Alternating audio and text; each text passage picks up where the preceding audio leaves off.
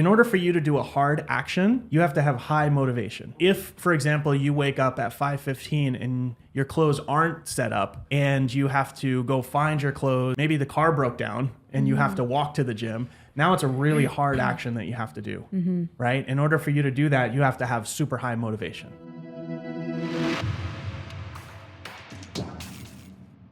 What's happening, fam? I am Coach Jay. I am here with Coach Katie and Coach Wendy and Coach Rebecca. And today we are going to talk about behavior change.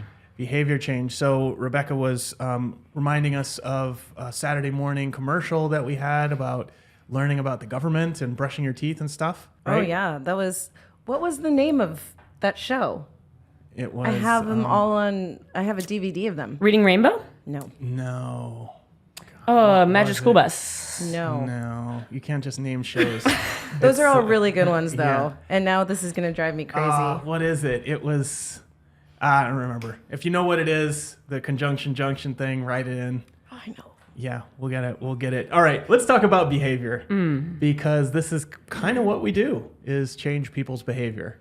And I wrote up something really recently about behavior change because this is something we've been talking about for many years and how we sort of approach it and what we do kind of differently.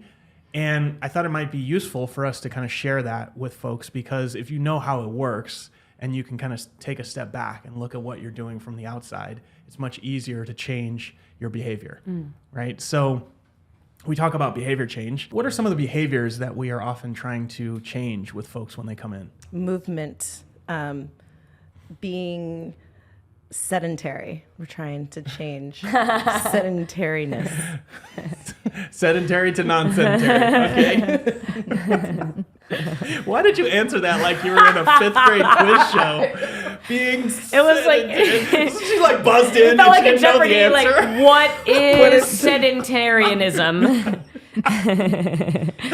Sedentarity. Because half of my brain is still trying to think of what that cartoon is. Yeah, I know. It's fine. What other besides sedentarianism? What other behaviors do we try to change? Eat healthier foods. Yep. What are some of the things that people say that they want to change? Right? So, we have our ideas of things that we want people to change for them to get to their goals. But what are the things that people say, behaviors that they say they want to change? One, it's like being healthier, right? Yeah. But that just can mean like many things. Yeah, it's one that I hear a lot. Be healthier. Yeah. Yeah. I want to be healthy. What does that mean? Yeah. What does that mean? I want to be healthy. What does that mean? Yeah. Anti-sedentarianism. It does. That's exactly it. Remember that time you learned the longest word in the English language? Do you remember what it was? Yeah, it was probably from Schoolhouse Rock. Schoolhouse Rock. That's your Oh. Did you just like remember or did you just Google. Oh, I was going to say, wow, that's so good. I kept looking at my phone longingly, like, I want to go look it up. I don't think I could have gone on. Super without knowing sneaky. it. Yeah. Is the word Yeah. anti-disestablishmentarianism? Yes. I don't know. Is that the word? Nailed it. Oh, okay. Yeah, I do remember that actually. I had to learn how to spell that. So we are always often trying to change people's behavior around nutrition, around training, even around sleep, right? And usually when people come in, they have some sort of goal. We try to help them achieve that goal. In order to achieve that goal, they have to change your behavior. And that's usually, if we have issues, that's usually where it falls apart. It's one thing to say, hey, I want to get in better shape. It's another thing to actually have to change what you eat for breakfast and dinner, right? and so, some of the most common things we see around changing behavior come around nutrition, right? It's usually pretty obvious whether someone shows up at the gym or doesn't. And so we're able to kind of get that going pretty quickly, but it's usually nutrition that is the hardest things to change.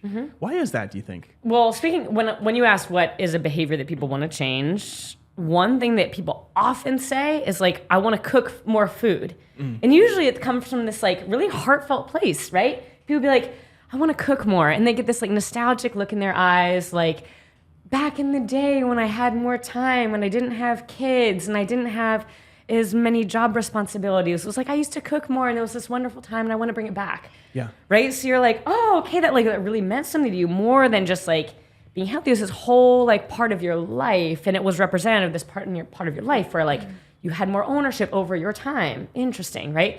Anyway, long story short, what'd you ask? Why is it that it's hard? Oh, why is it so hard to change? Oh, because as soon as people start actually trying to make more food, they bump up into all the reasons why they weren't. Yeah. And it's something that seems so simple and it's so easy to say and it's almost so obvious to say. Yeah, I just like want to cook more food. Yeah. What more? Like, what's it really gonna take? I already go to the store. All I have to do is like chop up some things and throw them in a pot. And it's like, actually, it's way harder for a lot of people than they think. Yeah. And it's once they start it, they realize exactly why, because they had this list that's a mile long of all the things that they could possibly spend their time doing. And their kids are on there, and the gym is on there, and reading that book that they didn't get to is on there, and writing that email and getting, like, there's always an infinite number of things. And oftentimes people will put other obligations or responsibilities for other people first. That's one thing that I've noticed. Yeah. And so it's like once all of that is checked off, then they do the thing for themselves, but never is all those things checked off. Yeah. So one of the reasons that I notice why people have a hard time doing the thing is because it's doing something for themselves and they're so used to doing the thing for their family or for their boss or for their client or for their XYZ. Got it. So it almost makes them feel guilty. Like, oh, this is for me. I feel bad. Right. I need to do the thing for work. I mean, how many clients do you have that are like, oh my gosh, like I make this beautiful meal for my kid for their lunch and then I don't do that for myself. Wow, I thought they dump it and get pizza instead or something. Yeah, that happens a lot. Yeah, exactly. It's pizza day, so Pizza day, I'm gonna toss your No, but people scallops. like make really beautiful things for their kids and then they don't do that for themselves. Does that happen a lot? Yes. Yeah. Huh. Wow. Right? We're, It's like, what we're if you just horrible made chefs one for our other- kids? Yeah. I mean, I have a client who would do fresh tamales for their kids every like the day of. Yeah. Man. Yeah. But for their kids, and then they have nothing to eat, right, or whatever. Wow. I mean, not that they wouldn't eat it, but at that point, after doing all that work, they're just tired. They just want to go to sleep. Yeah. Right. So yeah. Why wouldn't they just make extra ones for themselves? Great question. That's okay. Anyways, that's a different direction than I was going to go with behavior change. But I have a question for you, actually. So this might require a little thinking. Are there any behaviors that you want to change about yourself? Right. So like, maybe, changing the way you do meal prep, or maybe, I have one. For me is just making sure that I write every day, right? So are there any behaviors that you are looking to change? Maybe it's not super high priority, but it's something that you've been thinking about for a while. Yeah, I know for me it's been like earlier bedtime. Yeah, trying to get more sleep more regularly. Yeah. For me, would be like not working when I get home. So like not opening my laptop for those last emails or last messages, and then just spend time with Weston before he goes down. Yeah, So that's what I really want to work on. got it. Yeah, I think I go up and down, putting my phone away when I go home and spending kind of present time with Sebastian. But then it'll sneak up again and I find myself back in old behaviors. So it's like I go back and forth. Got it. Okay. Is the work, question for you, Wendy, is the work thing associated with you opening your phone or laptop? Yeah, as well? or getting notifications, right? And then Okay. I tell myself to ignore it, but it's just like it's right there. So I can't ignore it. Excellent. All right, this Yeah. is great. And then yours is getting to bed, and you have to get to bed at a certain time. That's right. Like, what time were you aiming for? Like 9 o'clock. Okay, so Yeah. be like in bed That's right. at 9 o'clock. That's right. Okay, this is great. Okay, so I'm going to go through the behavior model. It's made by a Stanford professor named B.J. Fogg. So B.J. Fogg, he's been professor there for, 20 years or something like that. And he taught a class on behavior change and habits and that kind of thing. And he wrote a book called Tiny Habits where you can learn all this stuff. But a couple of the folks that took his class took some of his ideas and then created Instagram, right? And so Instagram, one of the most addictive apps that you can open on your phone because of the way that it's organized. Like it has all the little notifications and things like that. It's very addictive and very habit forming based on what they show you, et cetera. And a lot of that came from this guy's class, right? So you can use these same like algorithms that are consuming your time to actually orchestrate better habits in your life, right? So if that doesn't get you interested, what would? Definitely nothing. All right, so I have a little, I wrote this out. So basically what he says is a behavior is made of motivation, action, and a prompt, right? So what that means is if you're trying to start a behavior or stop a behavior, there's you have to focus on the amount of motivation that it takes to do that behavior, the actual clarity of the action, is it easy or hard to do, right? And then something has to remind you. So that is the prompt. Does that make sense? So go ahead. So for example, yeah. So for example, if I was going to go to the gym, right? I wanted to go to the gym. And I had decided I was going to go to the gym at 5:45 in the morning. So I have to get up at 5:15 in order to do that, right? So I need to have a prompt that would wake me up at 5:15. So what kind of prompt would you use? An alarm clock. Yes, you'd have an alarm clock that woke you up at 5:15, right? And then the behavior you want is to go to the gym, but there are things that happen before you go to the gym that ensure that you'll actually get to the gym, right? And so what are the things that you would do before you go to the gym? Put on clothes. Yep, so you put on your clothes. Yeah. Yeah, no, that's literally what I would say. Yeah. Yeah. Put on your clothes, put on your shoes, right? Unless you're at a gym in Florida, Anyway. So you would put on your clothes, you put on your shoes, right? And then you would go get in the car.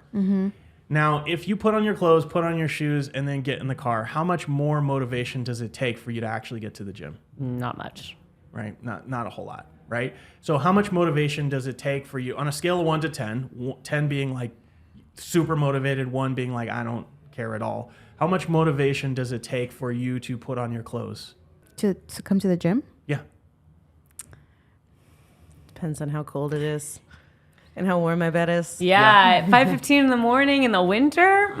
Okay, great. 8 out of 10. So let's look at a scenario. Let's say it's a beautiful day. The sun is already up because it's like the longest day of the year, and your clothes are right there next to you, right? How much motivation does it take for you to put on your clothes? I'm out there because of the sun. Yeah. So like She doesn't even need clothes 2 or because it's so warm out. so it's like a 3 or 4 maybe. Yeah. Yeah, you still got to get up early. Yeah, right? yeah. But you're doing it. Yeah. Now, okay, so let's take another scenario. Let's say it's the first time that you've ever done it. Like it's Monday, the first of the year, and you're planning on going to the gym at 5:45, and it's 5:15. That alarm goes off. How much motivation is it going to take for you to get out the door, Oh, a lot. or to get those clothes on? Actually, A lot. First time? First time. Yeah, Yeah, I'm first like time. pumped about it. are you pumped? If How it's about- my first time. How about week 2? Let's say week 2. Ooh, Okay, yeah, week 2 is week like, 2. Second week of January. Yeah. Honeymoon's worn off. yeah. All right. How much? 1 to 10? That's a 9. 9. Yeah. For me, it would be probably an 8. Okay. Yeah. Yeah. Oh. Yeah. Well, maybe my 9 is your 8. So We need a ranking scale. So you would have to be fairly motivated. That's right. You'd have to be fairly motivated to get yourself up. That's right. And put those shoes on, right? Yeah. So now you've been to the gym for 3-4 straight months, right? You've been Yeah. going every day, 5 days a week or whatever to that same class. How much motivation does it take you then to get up at 5:15? 1 to 10. I mean, going consistent, you said? Yeah, you've been going 5 days a week for 3 months. How much motivation does it take? Well, I feel like I'll be in a routine at that point, right? So I'll Definitely. be like, let's go. Yeah. Yeah, so ready you'd to go. be like 2 or 3, right? Yeah. Just what I Yeah. do. yeah. Yeah, It's like a exactly. normal thing now at this point. Yeah. Yes, exactly. So this chart here, I don't know if you can see this, but I'll try to show it here. But and I'll put a link to it. Can you see it? Cute. Yes. Yeah. Okay. So this chart shows motivation on one axis, action on the other axis, right? So when Action you on the x-axis, motivation on the y-axis for those listening. So if I'm the y-axis, I am. Vertical. Wow. I'm motivation. show me Wait. action. Action is horizontal. There we go. Okay. But they can't see you in this. That's why I'm describing it. Okay, so behavior equals motivation, action, and prompt. So you have to have a prompt, right? You have to have that alarm clock to get you in the game. If you have nothing to wake you up and you're not used to getting up at 5:15, you will not get up, Like you will just sleep right through it, right? Now, it may be that you already get up at 5:15 and you already have a routine of brushing your teeth, and maybe what you need to do is just, put on your shoes after you brush your teeth, right? In that case, the prompt would be brushing your teeth. Does that make sense? Yep. Okay, so the prompt gets you in here, and then when you get started, your motivation has to be pretty high for you to take that first action, right? Yeah. And the action is actually pretty hard, right? And that's part of the thing, is just like you putting on your shoes, even though it seems like a really simple thing, actually feels like a lot, right? Because Actually takes longer too. what? Like, have you guys had one of those days where you're late, right? And you're getting dressed, but you getting dressed took like 20 minutes, and it usually takes like 5 minutes, but because you're late, it just takes longer, right? I feel like that's what happens too when there's no motivation, right? It's just like you're just slow. I don't know if it connects, but I mean, wait till your kids are old enough to go to school. That will happen every fucking day. I know. Yeah. Every day. Every day you're late, they take forever. Oh my God. Forever. Sometimes Sebastian won't walk. Like, oh, you can't walk. You don't know how to walk. My jacket won't go on my arms. Yeah. Tiger will just walk out in his underwear. It's just like 8:05. It's like, dude, we needed to be out the door. And then they have the audacity to get mad for being late. So do you think they don't have no motivation for that, right? kids. Yeah, exactly. Okay, so here's the deal, right? So This is why mom doesn't make food for herself and only her kid, because as soon as she makes food for that kid, she's yelling at her to put their jacket on because they're late. you know what would get that kid high motivation? What? You starve that motherfucker. Don't make any food for him, and then he will be on time for everything. Cut that out. That's why I'm not a mom. That's why. That's the reason. That's the reason. That's the problem. specific reason. We're talking about menstruation next week, so we'll get to that. There's an anatomy lesson for you too. Okay. So here we've got the action, right? And it goes from easy to hard, right? So easy action is over here, hard action is over here, right? And so if the thing is really hard, then it's, actually I got that wrong. Let me back that up. Yes, it should be the other way. It should be hard to easy. Yeah. There we go. Okay. So if it's easy, right, then it's on this side. If it's hard, then it's on this side. And what happens is, in order for you to do a hard action, you have to have high motivation. So if, for example, you wake up at 5:15 and your clothes aren't set up, and you have to go find your clothes and then go, maybe the car broke down and you have to walk to the gym. Now it's a really hard action that you have to do, right? In order for you to do that, you have to have super high motivation. And, for a lot of people, when they're starting a new behavior, the action is actually really hard. If you tell someone to food prep, right? What does that even mean? Like, what food should I make? What food should I buy? How do I make it? What are the recipes? Where should I store it? When should I do it? All these different things. It's really, really hard to do that, right? Whereas if I say, well, go buy this pre-made food, right, and have it delivered to you, well, now it doesn't take as much. The action is a little bit easier, so it doesn't take as much motivation to do it. Assuming you have the money to buy that stuff, then all of a sudden it goes from being a super hard action that takes high motivation here to maybe an easier action that only takes a little bit of motivation here.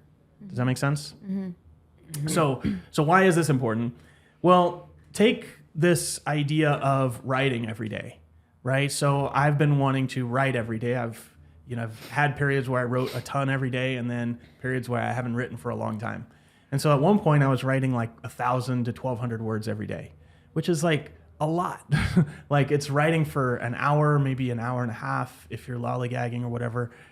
And when I sat down and said, okay, I want to write again, I had this reference point in my head of I used to write 1,000 words a day, right?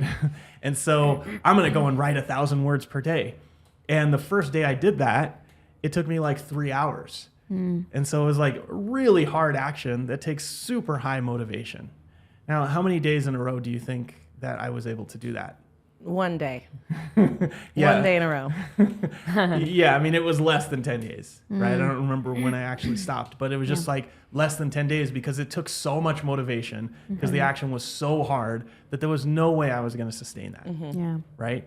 Now, what if I said I was only going to write 100 words a day, right? Now, all of a sudden, the action is a lot easier, right? It's on this side, so it only takes a little bit of motivation. Yeah. And even if I'm feeling sick or I'm on vacation or I went to a freaking 14-hour concert, I can still write 100 words. Yeah. Yeah. Right? And it doesn't take that much effort, right? And I think what happens when people try to change behavior is they look at the ideal behavior as, hey, I need to start with that. I need to do a full meal prep, right? I need to have perfect eating. I need to get to the gym 7 days a week, and I need to do all of the sets and reps and do everything my coach tells me, Yeah. right? That's hard. Like if you've never done that before, like your motivation level has to be super high. And what do we know about motivation? It's fleeting, right? Yep, fickle. Yeah, it does not stick around, right? So, for me, what happened was I was writing every day for 10 days. Then I went on vacation, kept it going for a couple of days, and then I slept in a couple of days. My routine got off, and it's just like now I don't have the motivation to continue that habit because the habit was too hard. Yeah. Does that make sense? Yes. Yeah. So what questions do you have about this? Does it kind of make sense to you? Yes, it does.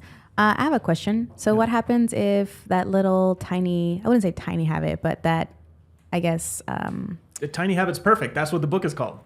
okay. Tiny Habits. Okay. Yeah. So what if that tiny habit is still not working? So that is one of the things that you have to recognize here. So let's say that you do a tiny habit, right? So let's say I just write 100 words a day, Yeah. right? And I do that for 10 days, 20 days, 30 days, right? Well, I've only actually written 3,000 words in 30 days. So a book is like, what, 300,000 words? If I wanted to write a book, it's going to take me a long time to do that, right? So I'm not actually making that much progress on the book, Yeah. right? But I still did the thing for 30 straight days. Okay. Right? So what you're developing here is not a habit that is going to get you the outcome. What you're developing is the character traits of somebody that gets the outcome. Does that make sense? So if I write every day for 30 days, even if it's 100 words, I am now a writer. I start seeing myself as a writer. And what happens when you do it, are you following me here? Yeah. But I think Yeah. the question, though, and like what I see with clients too, is like, okay, you make it as easy as humanly possible, and then Well, wait, it doesn't happen. Yeah. Okay. If you're saying if they don't do it. That's right. So Ah. you give yourself write 6 words a Yeah, day, yeah. and then it doesn't happen, and then a week goes by. So, It okay, doesn't happen. great. Okay, so there's two ways we can go here. Let's address that first. Right. First question I'd ask is, do you have something to remind you to do it? Yes. Okay, what is it? An alarm or whatever. Okay, so Yep. so when the alarm goes off, what do you do? Snooze. Snooze. Yeah, okay. Yeah. So what are you doing when that alarm goes off? Go. Trying to get my kid out the door. Yeah, okay. So the alarm does not go off at a time that's convenient for you. No. I guess not. No. Yeah. So what's happening here is that the time that it goes off, the action is actually, it takes higher motivation. The action's harder to do because you're doing it in the middle of all this other stuff, Okay. right? Okay. So how could you Can't how think could of you a time when it Okay. would be better. how would you fix that? I can't think of a time when it would be better. Yeah. I don't know what my schedule is. I don't know when I'll be with my kid. I'm too tired because I worked up until 3 a.m. last night. Great. Why are you here? I don't know. Yeah. No, I mean, this is the thing. Yeah. Like, this is it. Like, Yeah. if your motivation is not high enough to even spend a moment thinking about how to improve it, then you're not going to get there. So, and I think like this is where like I love this model and it's super useful, and like there are certain things you can't even tiny tweak your way out of.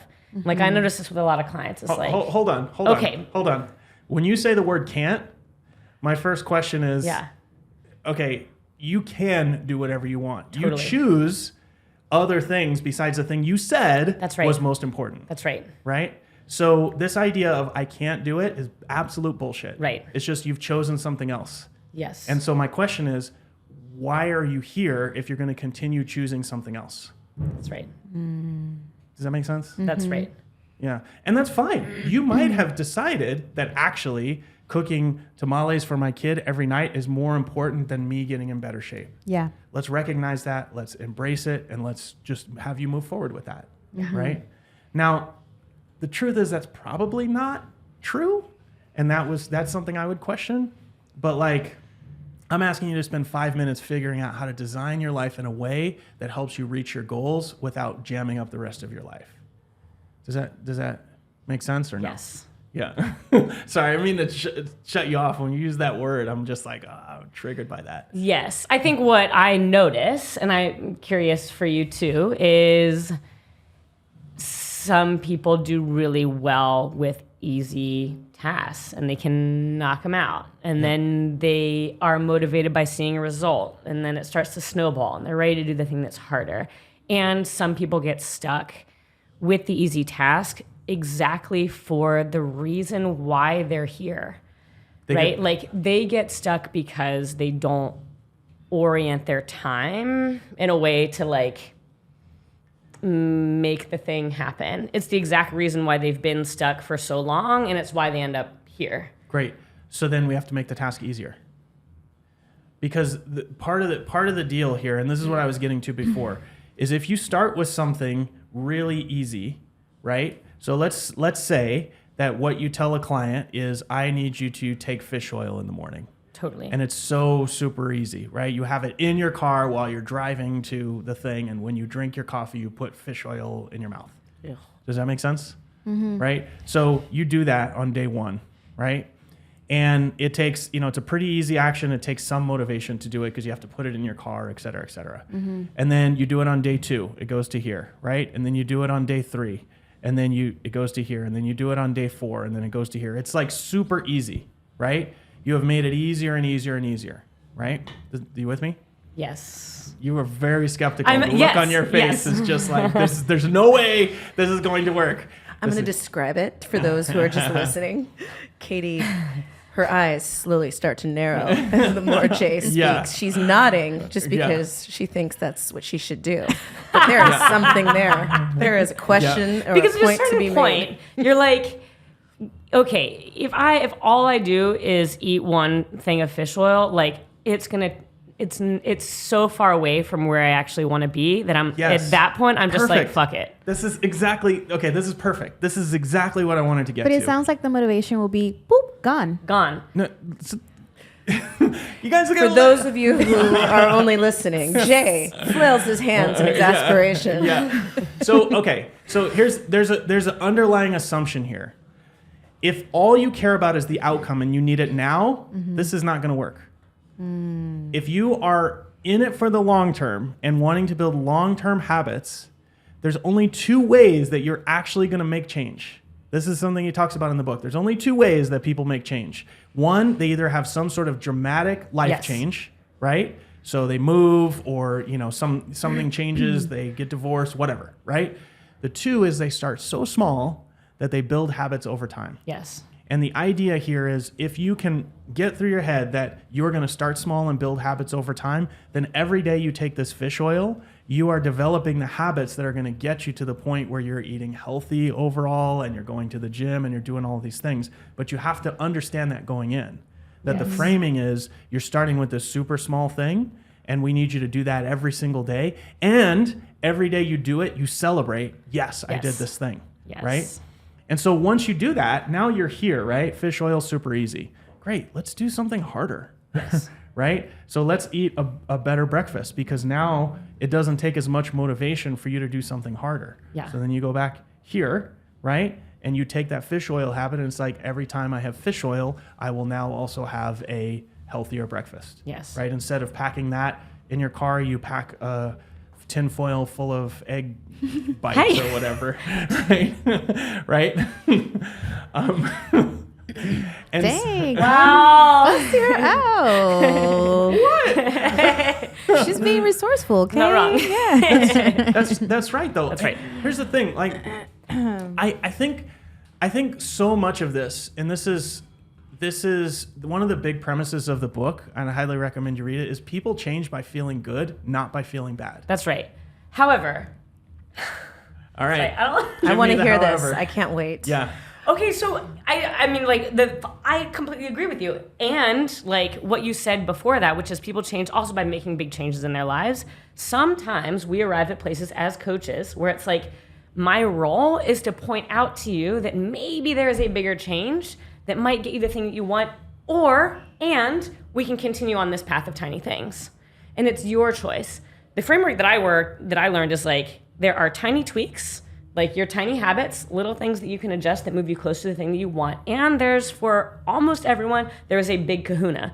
And the big kahuna is the thing that you would change that would have the biggest, most dramatic impact on your life, but it is way harder to change. Mm-hmm. And so as a coach, I'm looking at someone who has tried to do the tiny habit over and over and over and over. And finally, it's my time to like shine a light on this big kahuna thing that like maybe they want to change. I have zero agenda, but I want to make sure that they recognize that they have a choice. But how does that not fit in here?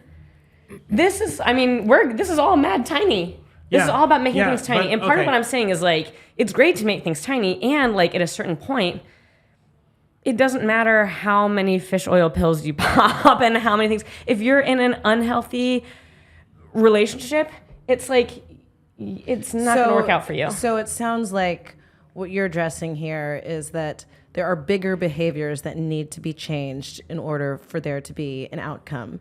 And yeah, if you are working with a boss who's like, you've set all your boundaries and you've done all your things, but they're like abusive, you know? They just keep coming after you for your tinfoil sandwiches. She's not referring to us. Katie, blink Then it's twice like, if you're... okay, we can keep tiny tweaking. we can do our like mental, we can cope with the things, we can like do our little tiny tweaks and all the things, but eventually you just gotta quit your job. Yeah. Yeah, okay. I'm not discounting that is a thing Great, that people that's need. all. But what I'm talking about is not like, hey, quit your job, divorce your No. husband. That's the first thing you need to do. Like, what I'm talking about is like, hey, I want to get in shape. I'm going to go do keto. And it's like, you've been eating standard American diet for the last 3 years. Yeah. Like, doing keto is a huge step. Yeah. Right? And so it's like, it's unlikely you're going to sustain that given your previous environment if you go all in on day one. Yeah. Right? And so what I'm talking about is long-term behavior change. And really that comes from starting small and moving. For you, starting small, if you changed your diet, would be to add 50 grams of protein to what you're eating. Right. That's really small for you. Right. Right? But for a lot of people, it's like 50 grams, I don't even know what protein is. Yeah. Right? And so that would be a huge change for them. Yeah. Right? And so I think if we're talking about some of the changes that you all mentioned, it's like, I want to get to bed earlier. I want to stop picking up my phone at night, right? It's like, okay, well, you could throw your phone out, right? That's one way to do it. And it's likely that you're going to have another phone in 6 months, right? Because you'll see all the benefits of having it, right? You could, I don't know what you could do, shut your electricity down at 8:30, Right. Right? I mean, you could do something like that. But it's likely that you're going to want it sometime after 8:30. Right. So Especially in the winter. Yeah, exactly. Yeah. So like, I think what you're describing is actually the minority of cases, right? I don't think people need to make huge changes. Some people do, for sure. Right? I think too, like, also there's a middle ground too, right? Wow. For those of you listening, there seems to be a standoff in the corner. If I had popcorn, I'd be putting it in my mouth. Well, I mean, if you think about it, right? Like, let's say that work or your boss is what's stopping you from coming into the gym, eating better, right? Because you're working long hours. Yeah. Like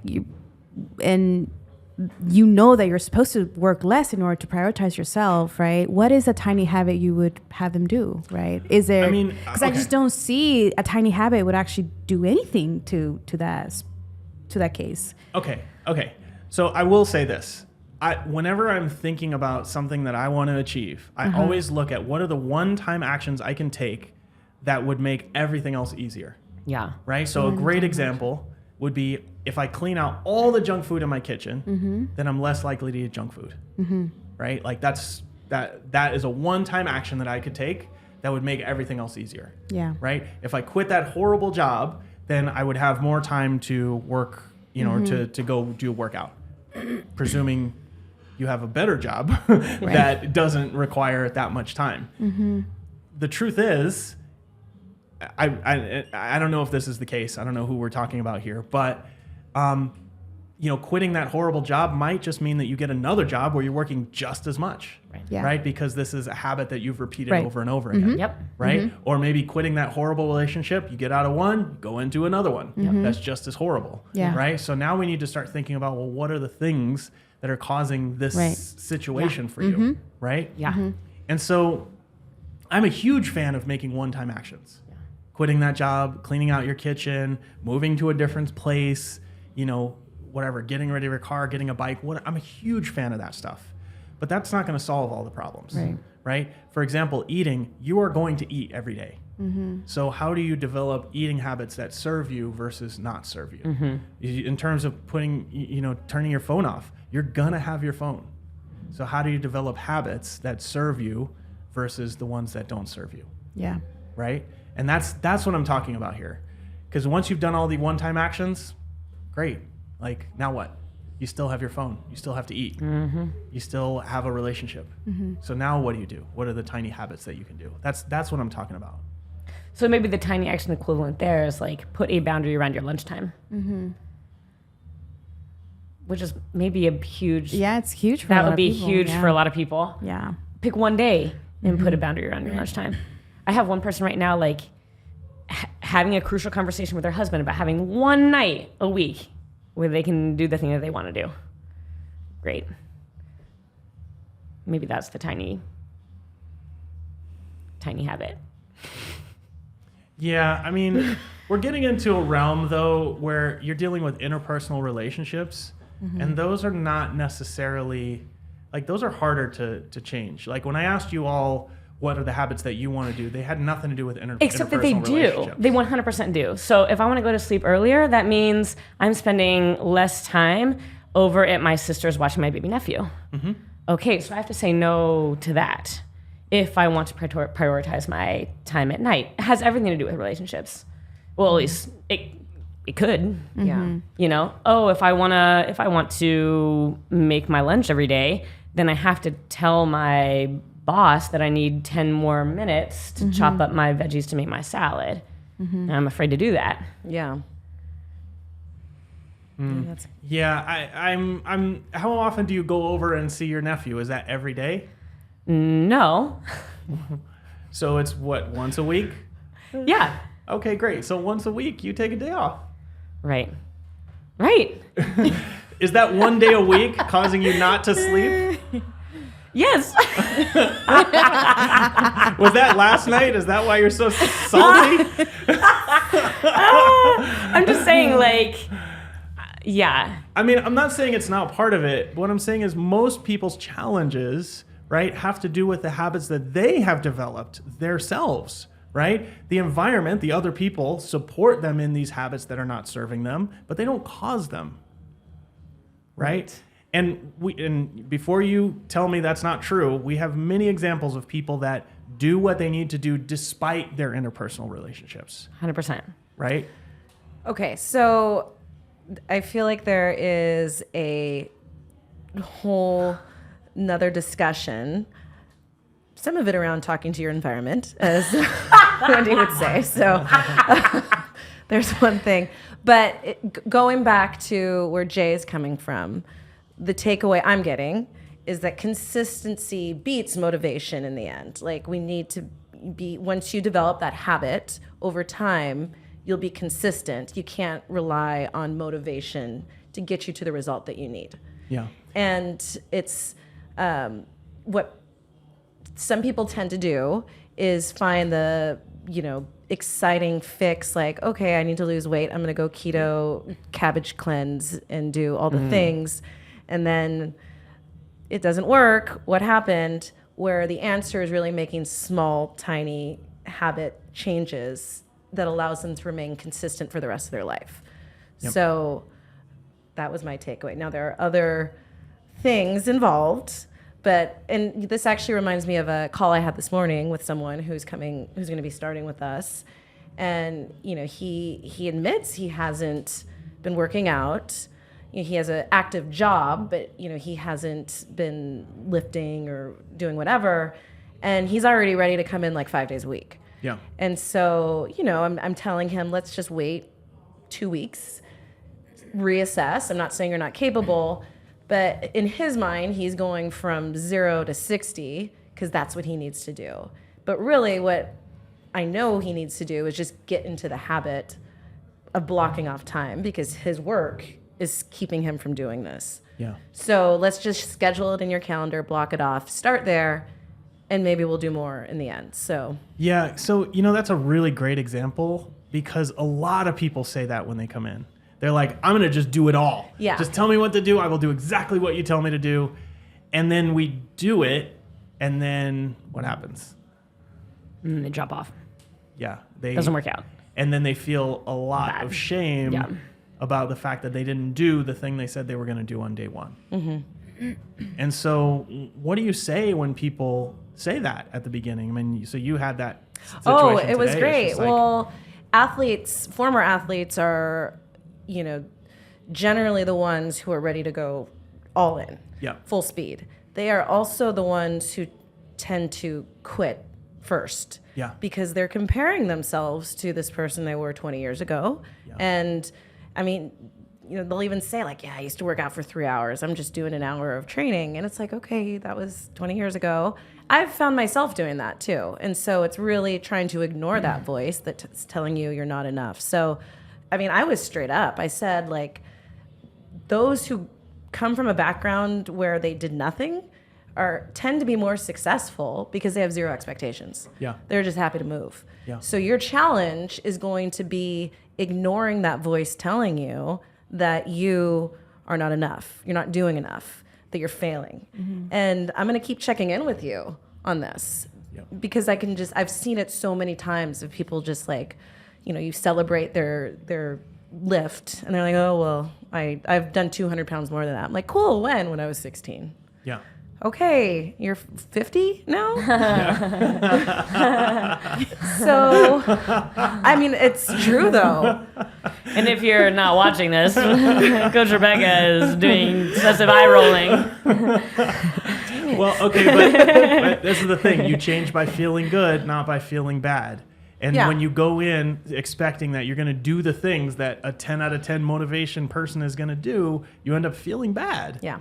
And it's just like, if you can go in with your eyes open thinking, hey, I'm going to make this as easy as possible, get the motivation to 3 or 4 out of 10 and build from there, right? Because it's like, I can sustain 4 out of 10 motivation. I cannot sustain 10 out of 10, right? So you get in 3 times a week, you celebrate every time you get in. Oh, hey, I lifted weights today. Great. And after 6 weeks, 8 weeks, 12 weeks, you're like, hey, maybe I'm ready to do 4 times a week. Yeah. Right? It doesn't feel like a big step forward. Right? And that's just it. Now you're able to move from that 3 to 4 with that same kind of low motivation, but you start to see progress. I have a great mindset exercise for people like that too. It's called the Billy story. Maybe some other time. I'm going to be on pins and needles. The Billy story? That's great. Can't end with that. Yeah. Well, maybe we'll have to pick this one up next week. Great. Yeah. Are you? Yeah. Yeah, I'll be here next week. Yeah. All right. Part 2. Stay tuned. We're gonna do part 2. Part 2 next week. The Billy story. Rebecca's gonna bring the Billy story. Katie's gonna have about 5 pages of research and notes, and I'm gonna bring the actual book from the guy who invented fucking Instagram. That's great. But there's not one theory on behavior change. And then we're gonna wrestle. I like my chances. All right. Good times. We will shut it down there. Thanks for joining us. We will see you all next week. Bye. Thanks for tuning in. If you like this episode, we've got plenty of others. Go check out this one over here.